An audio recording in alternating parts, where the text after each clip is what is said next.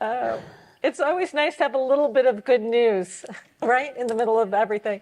So I thought, because I think Amy has alluded to this, this is a Sun Valley Forum success story. And I thought we'd go back a little bit to 2 years ago and how this idea came about, because it came about with you two meeting each other. Is that right? So just talk about, why did we start with SAG-AFTRA? Why did we go after them?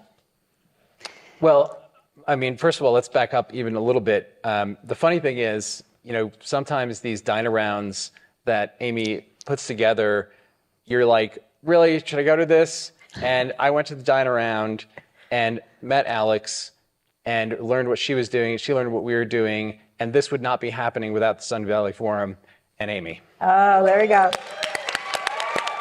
But while you decided, why the actor? I mean, 100 million is good, but there are certainly bigger targets. So let's talk about, what was the brainstorm here? So it turns out that every pension and 401k in America has to file with the Department of Labor some information every year about how they invest their money. Mm-hmm. And I just decided to take a look at the Screen Actors Guild pension and try to understand how heavily invested it is in fossil fuels. And when I realized it's at least $100 million,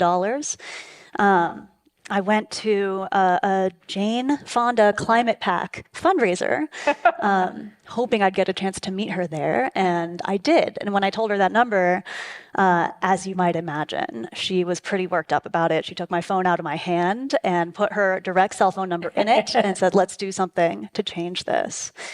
And through that, we, through having her name kind of from the beginning, we were able to bring in all these other incredible actors, Mark Ruffalo, Rosario Dawson, who really helped lead and organize on this. And I realized, okay, this is bigger than what we can do at Sphere. And I had learned about the incredible successes that Todd's team has had on divestment campaigns in the past when he spoke on stage here 2 years ago. So I called Todd up and I said, hey, would you like to lead a campaign to divest the Screen Actors Guild? Heck yeah.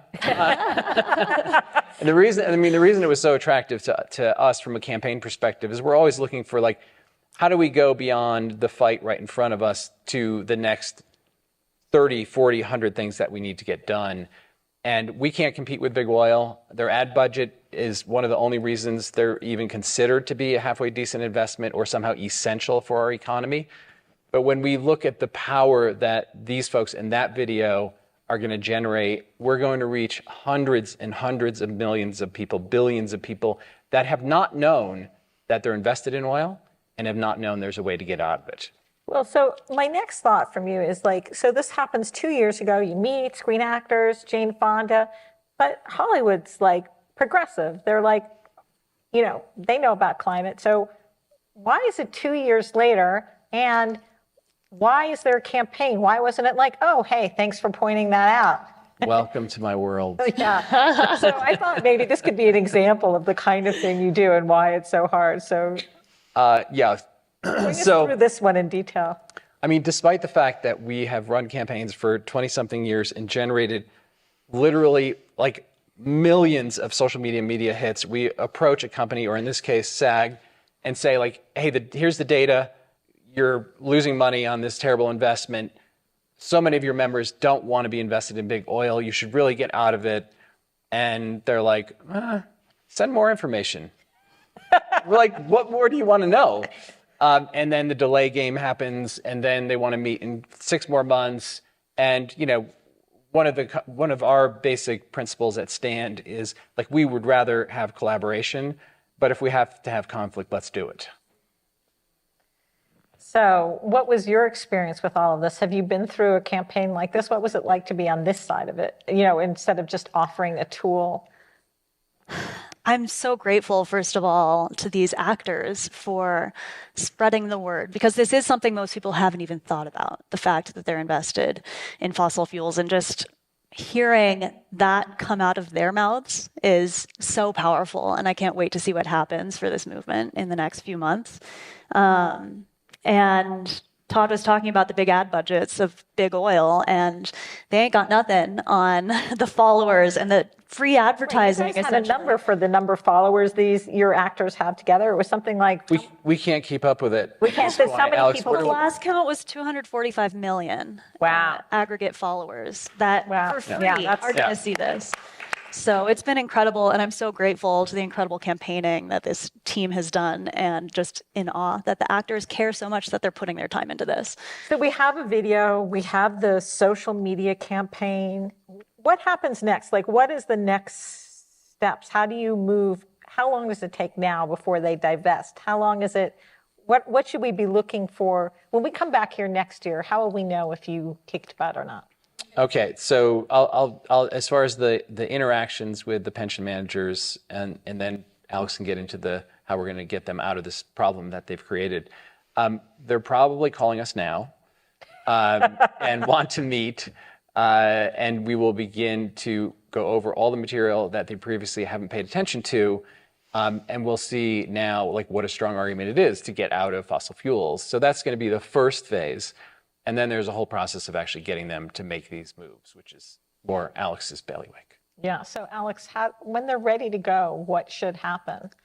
So what they do is they select a lot of different funds that they invest the money in.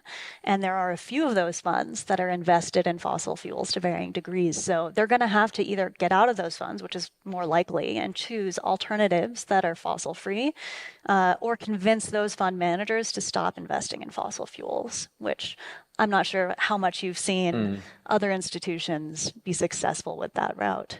Yeah, what for us, what real success would look like is that by next year, this time, we've seen some real moves, some actual shifts in dollars, and really prioritizing getting out of the bad and getting into the good, right? So like we need to really, divestment has to go to the next level, which is it's been really successful and important to get out of the worst companies.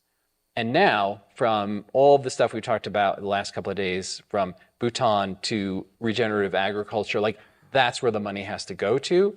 I think that's a little bit of the longer term, but in a year, we want to see agreement, money beginning to move, and other people, because this is just the thin edge of the wedge, other people joining this movement, getting their companies to create options so they can get out of big oil too. And it's fear we're going to keep launching more funds that will just make it as easy as possible to switch from the status quo to something that's good for the planet. I just wanted to ask you that quickly. I have a lot of ESG options in my fund. Why are those not good enough? I mean, they're labeled ESG. Shouldn't they be a good option?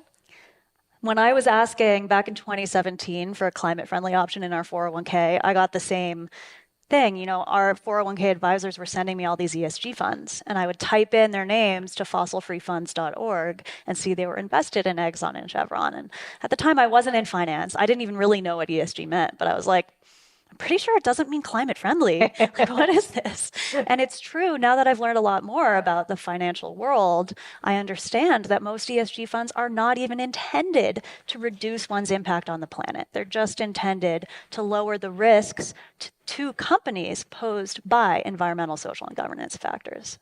Well, we're wrapping up, but one of the things I'd like to know is awareness on, one of the things that this could, as you point out, what people's awareness is of fossil fuels in their pension funds. What do you think it is now? Zero.